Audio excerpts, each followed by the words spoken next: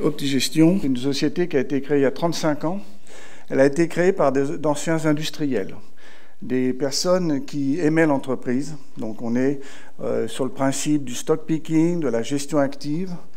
Tous les associés que vous avez ce soir ont tous investi une part significative de leur patrimoine dans la gestion.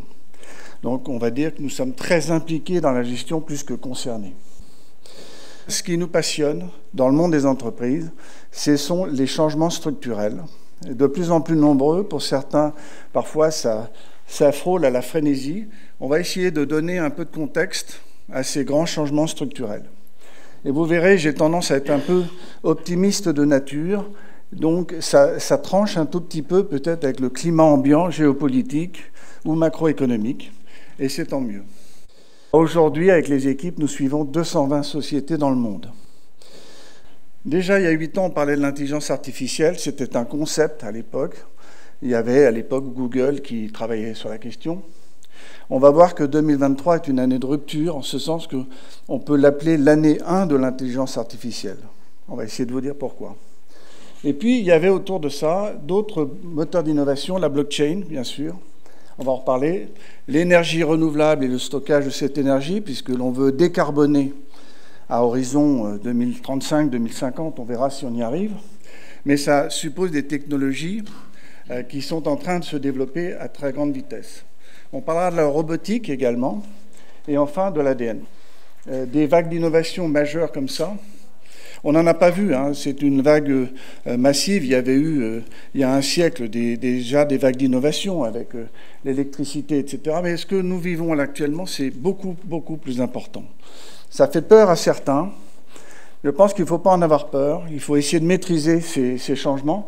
Les innovations, elles interagissent entre elles. Elles vont donner, par exemple, pour l'intelligence artificielle et la blockchain, les modèles informatiques. Vous avez tous les chefs d'entreprise qui sont ici ce soir, je pense, ont migré leur informatique dans le cloud.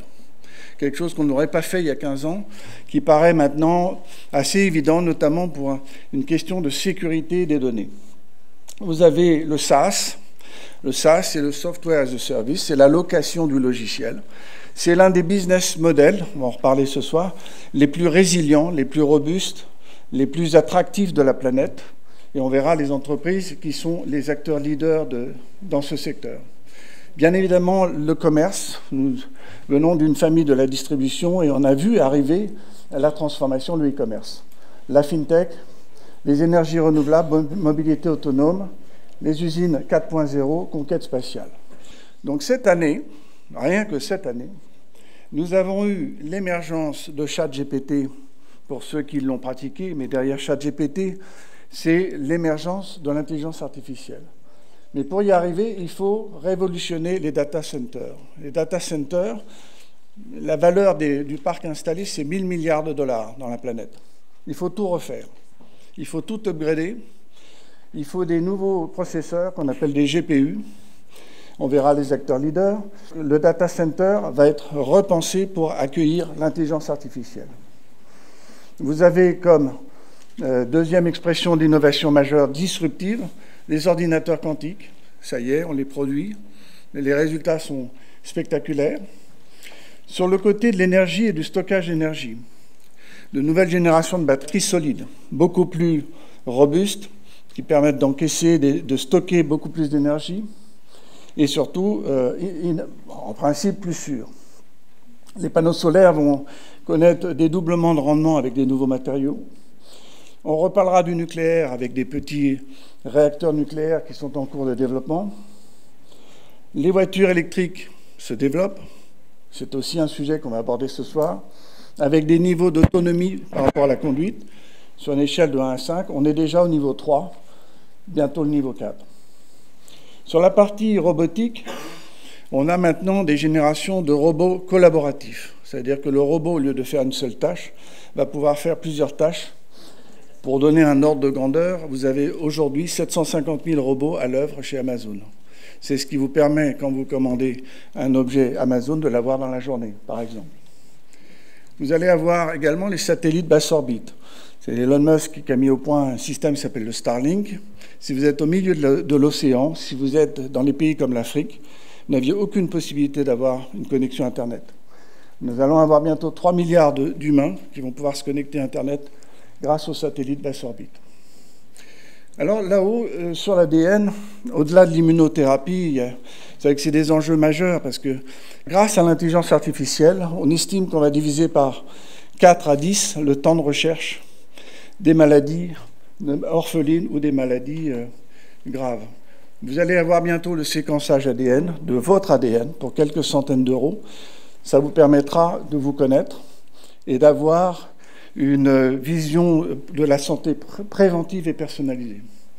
Alors, un des thèmes de 2023, je ne peux pas le passer sous silence, d'autant que l'acteur leader est européen, c'est le traitement du diabète, ça on le savait, et surtout de l'obésité.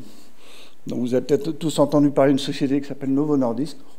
Il y a une foultitude d'innovations, donc le monde est extrêmement actif.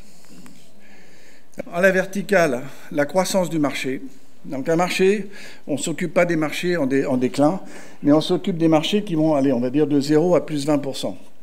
Je vous rappelle que le PIB mondial, c'est 3-4%.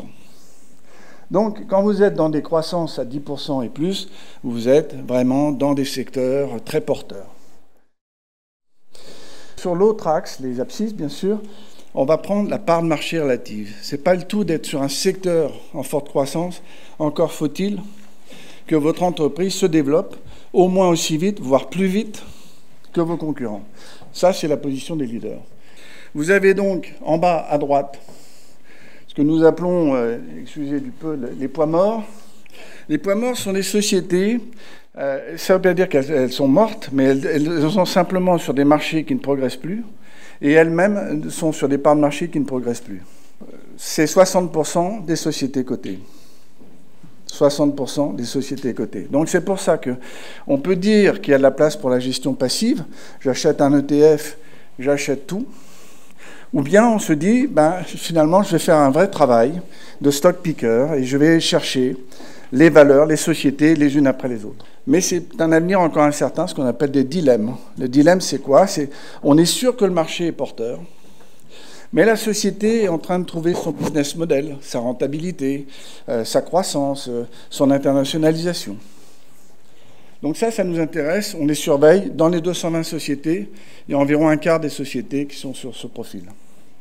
On peut être sur des marchés entre 0 et 10, avec des acteurs extrêmement puissants, très rentables. On les appelle des vaches à lait. Elles sont importantes, ces vaches à lait, parce qu'elles vous donnent un rendement régulier et elles financent l'innovation et la croissance future. Alors, dans les étoiles, en haut à gauche, par exemple, à NVIDIA, je dois quand même vous citer NVIDIA. NVIDIA, c'est celui qui a pris de l'avance sur les GPU, les fameux processeurs de l'intelligence artificielle. Je ne peux pas ne pas passer sous silence Novo Nordisk. C'est l'acteur, avec Eli Lilly, l'américain, qui fait le produit contre l'obésité. L'obésité, c'est une des maladies les plus diffusées dans le monde. Il y a 600 millions d'obèses. Donc le marché adressable, le marché potentiel, on parle de 100 milliards de dollars de ventes par an. Et Novo Nordisk est l'un des acteurs majeurs. Chez Optigestion, on ne peut pas s'occuper de tout, mais le cercle bleu que je vous ai décrit, c'est notre bread and butter, c'est notre quotidien. C'est en permanence de réviser l'ensemble de ces vaches à lait, de ces étoiles, et un peu les dilemmes pour l'avenir. Toutes nos sociétés sont accessibles en toute transparence sur le site Optigestion. Vous avez l'inventaire de toutes nos sociétés. Donc simplement sur un fonds comme Optigest Monde, qui est notre SICAV Action Valeur de croissance internationale, la première position à ce soir, c'est Microsoft. Alors Microsoft, juste un petit mot sur Microsoft. Il a annoncé cette semaine le lancement de Copilot. Alors Copilot, si vous n'en avez pas entendu parler, vous allez le payer 30 $ par mois et pour chaque poste installé. Donc vous imaginez les revenus potentiels pour Microsoft. Et ça va vous permettre d'améliorer vos présentations Word, les réponses aux mails, l'assistance au quotidien pour planifier des voyages, etc. Donc on est à l'étape 1 de l'intelligence artificielle dans le monde du travail. Le numéro 2, c'est Meta, l'ancien Facebook. NVIDIA, qui est déjà rentré dans ce club des très grosses valeurs. La troisième, Apple, Alphabet, Salesforce, Amazon, Costco, Adobe, Safran. Donc vous voyez que, alors on a un petit biais américain, mais il faut bien constater qu'aux États-Unis, l'innovation est très bien financée, elle se développe très vite, mais ça n'empêche pas. Je pense que, par exemple, en 2024, il est vraisemblable que Novo Nordisk, que des acteurs européens se retrouvent dans le classement. J'aime bien ce graphique, il est simple et il s'adresse aux chefs d'entreprise. Vous avez 43 sociétés, donc on peut dire que dans le Petit Geste Monde, c'est compliqué de faire le détail de chacune des sociétés.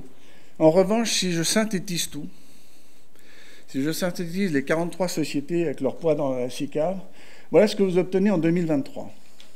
Une croissance du chiffre d'affaires de 16%, c'est peu ou prou entre 3 et 4 fois la croissance du PIB. Donc on est déjà dans l'excellence. Vous avez une croissance de l'EBITDA, donc la rentabilité de la société, de 16%. Une valorisation, alors ça c'est une valorisation qu'on utilise beaucoup dans le private equity, parce que ça prend en compte le cash et la dette. Donc la valeur d'entreprise par rapport à l'EBITDA, son multiple est de 15. C'est un peu cher, diront certains, mais c'est largement justifié par rapport à la prime que vous devez payer pour accéder à l'excellence. Si vous êtes soucieux de l'argent investi par le manager de l'entreprise, il faut parler du ROCE. Le ROCE, c'est quand vous prêtez 100 à un entrepreneur, quel est son retour sur le capital que vous lui avez prêté? 21%, on estime qu'au-delà de 15%, on a affaire à des équipes et des managers et des entreprises exceptionnelles.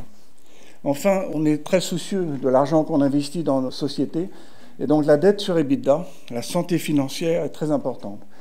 Le niveau de dette net par rapport à l'EBITDA, c'est 0,9. Généralement, les banques aiment bien vous prêter jusqu'à 3.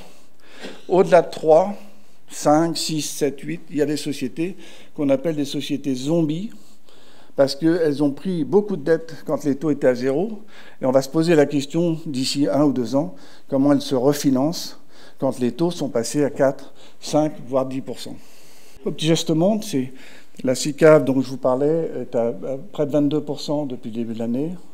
Petit Geste Europe est une SICAV action éligible au PEA plus 4. Et Patrimoine, qui est un fonds équilibré, qui a eu du mal, qui est à plus 4, qui a eu du mal avec l'environnement des taux. Comme vous savez, les taux sont montés. Mais on ne va pas faire de macro ce soir.